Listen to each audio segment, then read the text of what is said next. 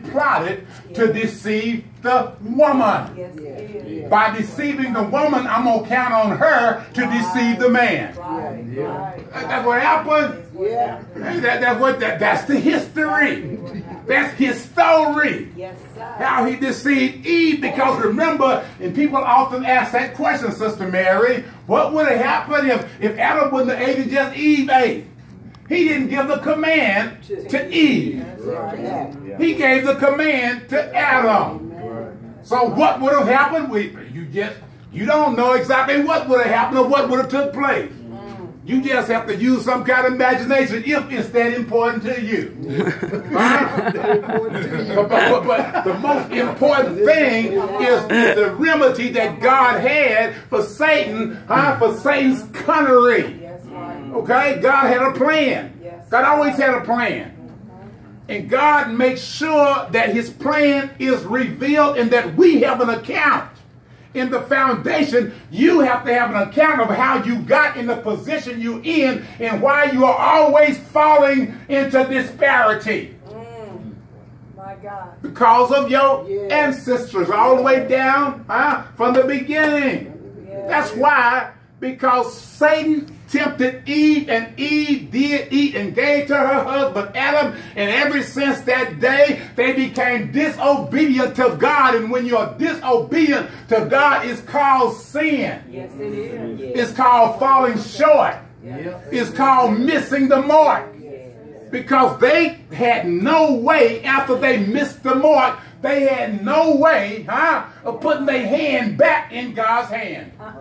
It caused separation. And it caused spiritual and physical death.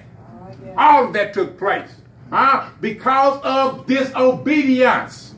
And right now, basically, minister, right now, people don't want to look at this, but a lot of times when you find yourself in despair, it's because of what? Disobedience. Sometimes it's because of sin. Is that all of the time 100% right? No, it's not accurate 100%.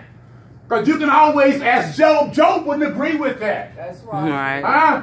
Noah wouldn't agree with that either, because remember, Noah was the last righteous man on earth. Yes, yes. And then you go to the New Testament, the blind man wouldn't agree with that either. This is I was born blind. I ain't do nothing wrong. But oftentimes, we have to look and examine our own lives. When you fall into disparity, you're always sobbing, and then every time they open the door of the church, I'm going to run right down there and ask for some prayer. Why? Because I'm in despair. I'm in distress. I've lost hope. I'm in despondent. I'm about ready to give up, Sister Elaine. I mean, why? Because of sin.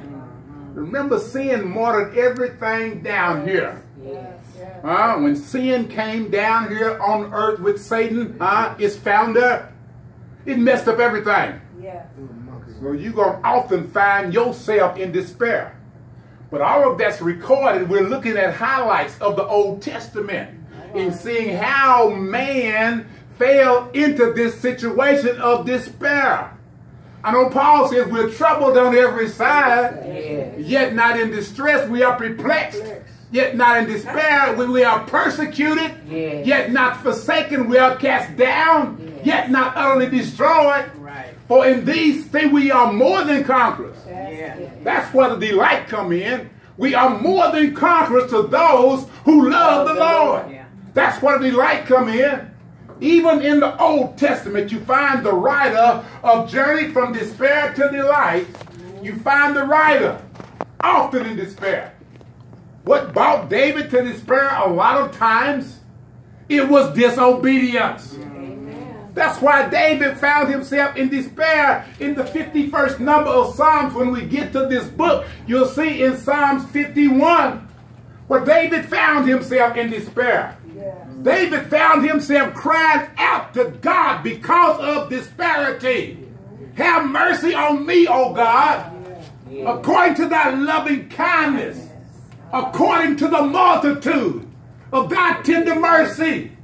Blot out my transgressions. Wash me thoroughly from my iniquities.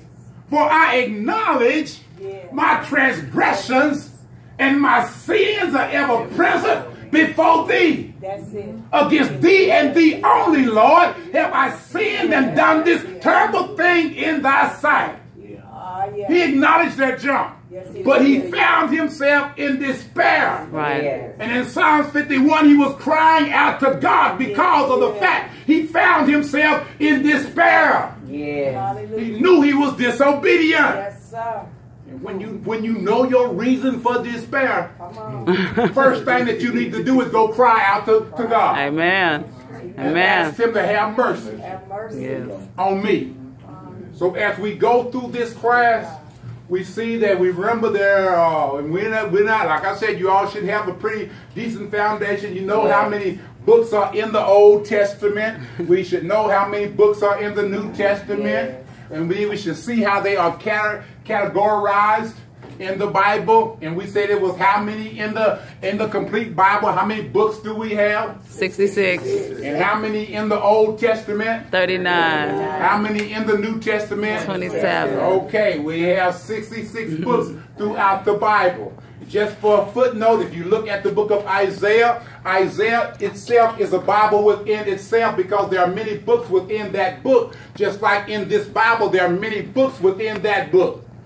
Isaiah have 66 books, the same as the Old and the New Testament. It could be divided in the first and second Isaiah, but they say Isaiah and Deutero-Isaiah, okay? Which kind of like divides it between the Old and the New. You following me? Yes, yes. What did you just say about the Okay. dividing of Isaiah? Of Isaiah, where it could have been first and second Isaiah. Okay? Then I use the term Deutero-Isaiah. Okay. So some of it was written a little later than the other. Okay. Okay, but they're still combined of 66 books. Okay. Okay? But as we look at these, and I passed out some, did anyone, Sister Horton order hers, but I do have some copies of this because this is what we're going to be working with during this first couple of weeks of this first class. Because before we go into this book from Psalms, our poetic book, I want to make sure that we go through. Anybody didn't get one of these? I made some, but I left it in the truck. And I brought my motorcycle. Thank you. I think I've got it. You get one?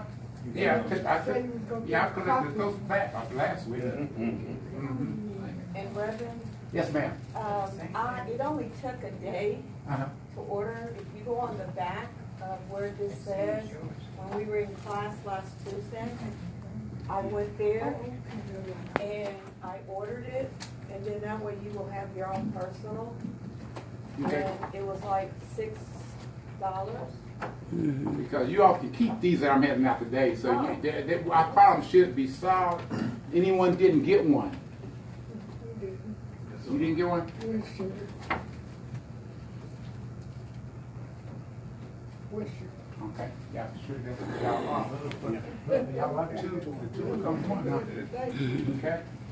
But that's, we're going to be looking at Marcus. highlighting. Who did?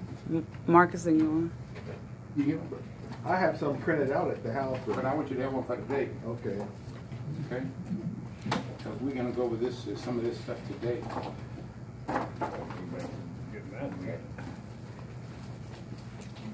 You see, all that should be on separate sheets that you all have. Yes. And you have on the beginning when you talk about the Old Testament. And you see where we're looking at, when you're looking at the first 5 books of the Bible. And those books are outlined. They're outlined. Some are history. Some are poetry. Some are prophetic or prophecy books. Okay?